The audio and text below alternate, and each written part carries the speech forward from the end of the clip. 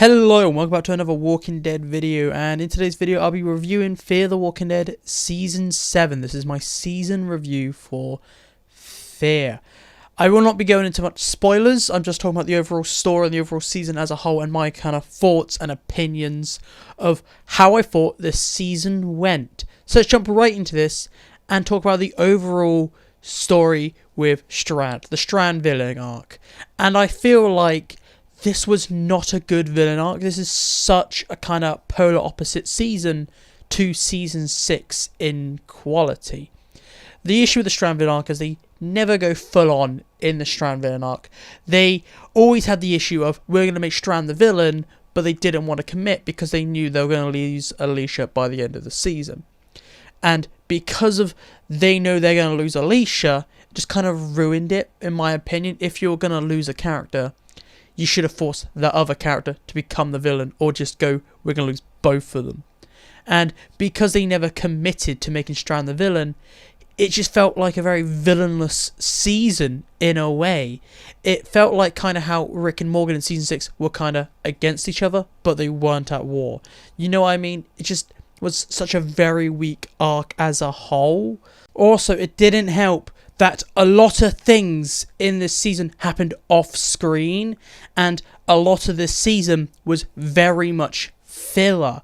If we look at the actual arc as a whole, not much really happens to push the arc forwards. We get kind of set up between Morgan and Strand, and then Morgan dips near the end of the arc, and then Alicia takes his place, and there's actually one conflict between Morgan and Strand, and then there's one conflict between Alicia and Strand. They both have one big conflict each, and that's kind of it. We get no big war. This is meant to be a big war, with episode 8 going, I'm going to start a war with you, Strand.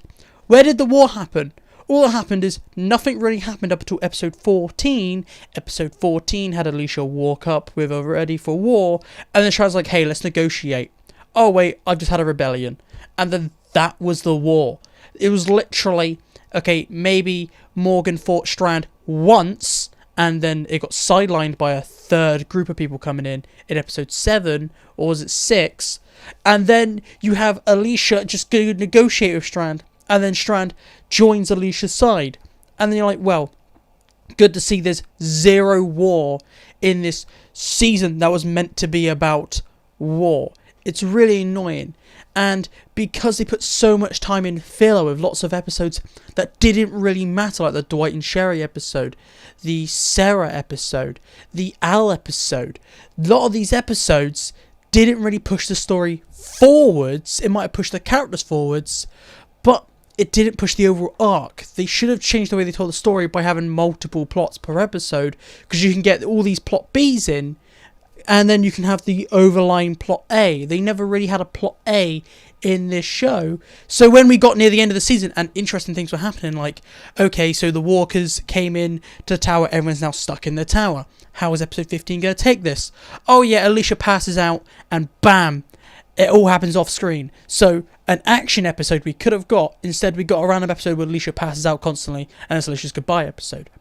We missed an episode of quality. It's so annoying. It happened again with, I think, episode 12 or 11. We could have had a Dwight episode with him going to look for guns and having conflict there, but instead we had an episode that focused on Daniel, which was a good episode. However, before that, the previous 2 episodes were very filler episodes that didn't add anything on. It's really annoying this season having so much filler. It is like 90% filler, 10% story this season. The structure of the season is also not the best as well, because they followed the Season 6 structure of having a current villain and then you tease the next one. Like in Season 6, they had the key people and then they teased the end as the beginning people, the cult. This season did the same with Strand's arc, and then they teased Padre. However, the issue is there's no payoff by the end of the season with Padre. All we know is that they're bad and that they steal babies. That is all we know by the end of the season. I would have rather we learnt more and we went further into the arc by the end of this season. Maybe we would have maybe one conflict already with them, instead of having one episode where all we learn is that Madison's connected and they steal babies. That is kind of really annoying for this whole season of build up, just to have this one thing. And it's really annoying how the build-up is set with Alicia, and she does all this build-up, and she isn't there for when the actual arc starts. That kind of really sucks, where they have this character be the big focus of the next arc, and she's not there in the next arc. It just makes very little sense.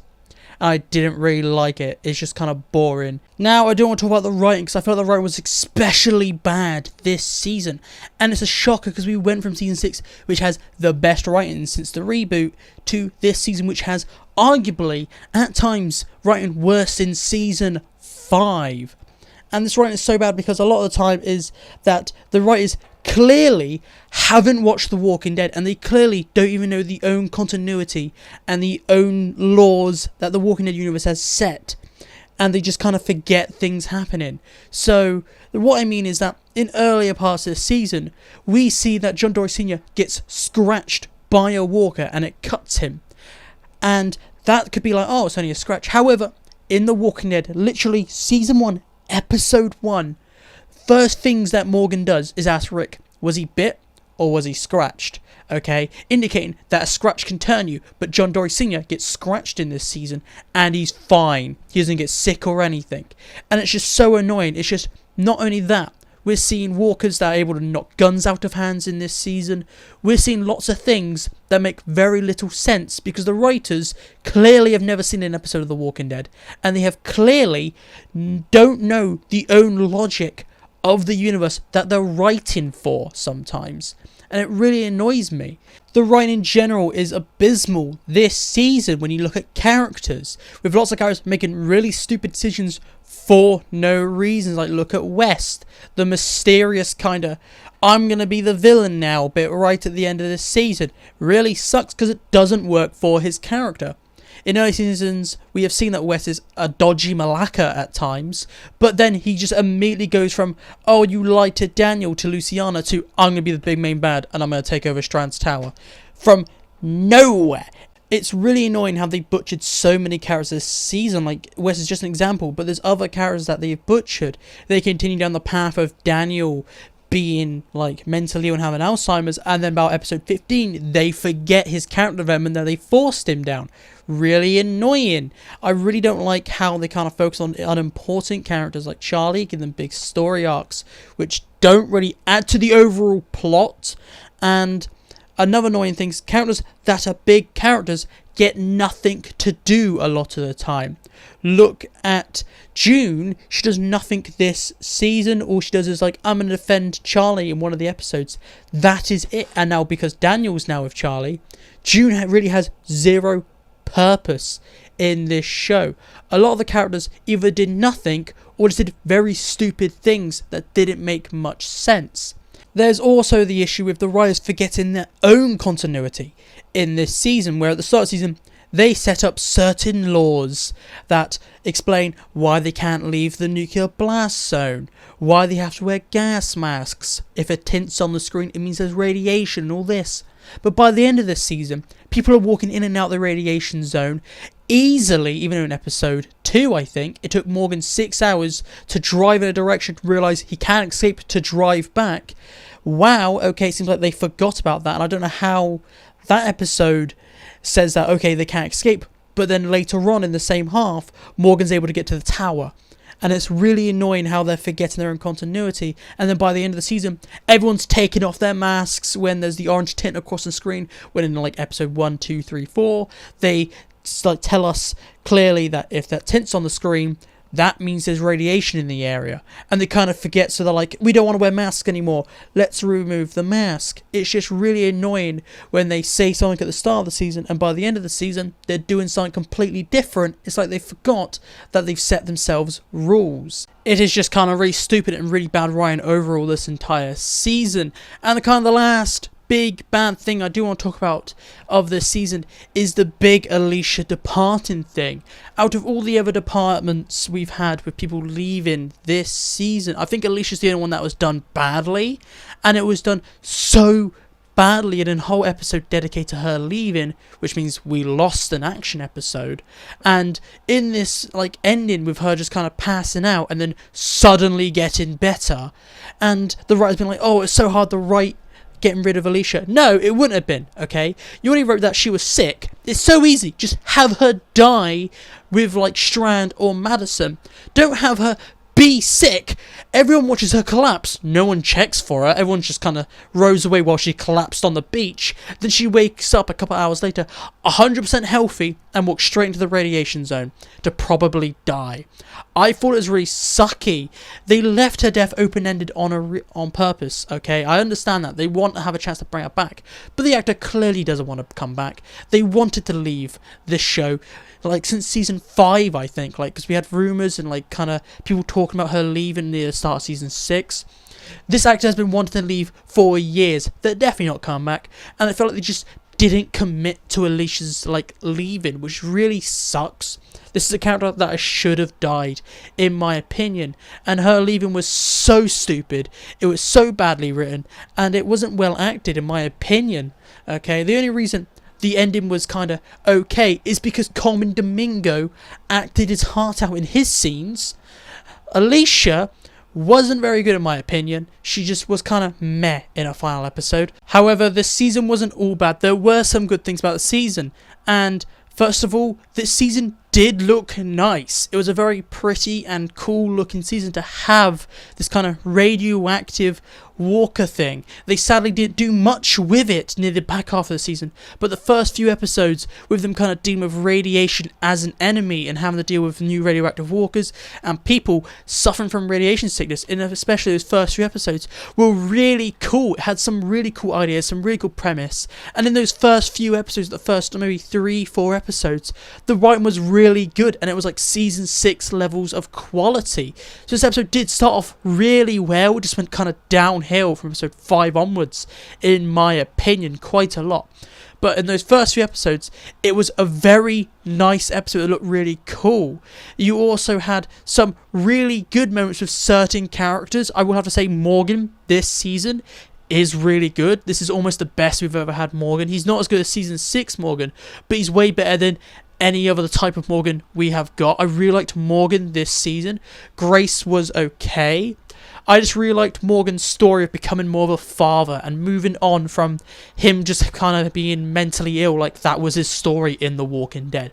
All Morgan was on The Walking Dead in all 6 seasons that he appeared in, all he was is a man grieving over his lost family and having mental illnesses. Fear, however, since season 6 onwards, have really kind of moved beyond that, and they've actually developed Morgan as a character. So that's kind of a big up. They've continued to develop Morgan's character this season, which is really good. I thought it was very nice. It was very cool.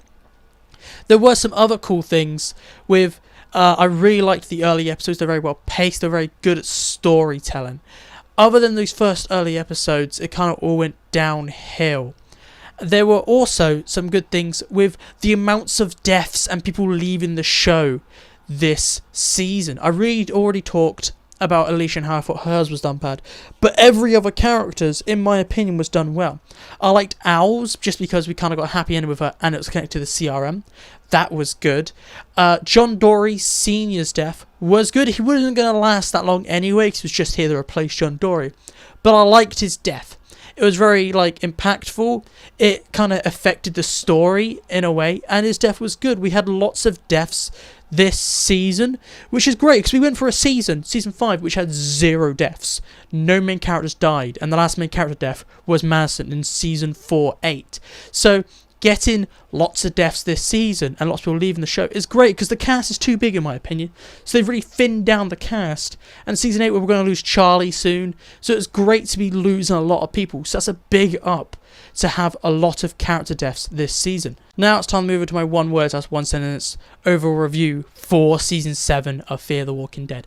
And I couldn't say this is a great season, to be honest. It was paced badly. It was 100% filler at times. There was very little story. The arc was very weak. The big kind of leave-in was bad. They broke continuity in so many ways, in the show continuity and the universe continuity. This has to be one of the worst seasons of Fear in my opinion, and I would have to say this is a bad season. I would just have to say this is bad. It's on par with season 5 in quality in my opinion. It is as bad as season 5, that is what I'd say. Just because at points it's even worse than season 5, However, there's points with it drags it slightly above Season 5 at points. So like the start of it is better than Season 5, but by the time you get to the end, it's about Season 5 quality, if not worse. This is almost the worst season of Fear we've ever got. But that's my review. Please tell me down below, what did you think about the season? Did you like it? Did you not like it?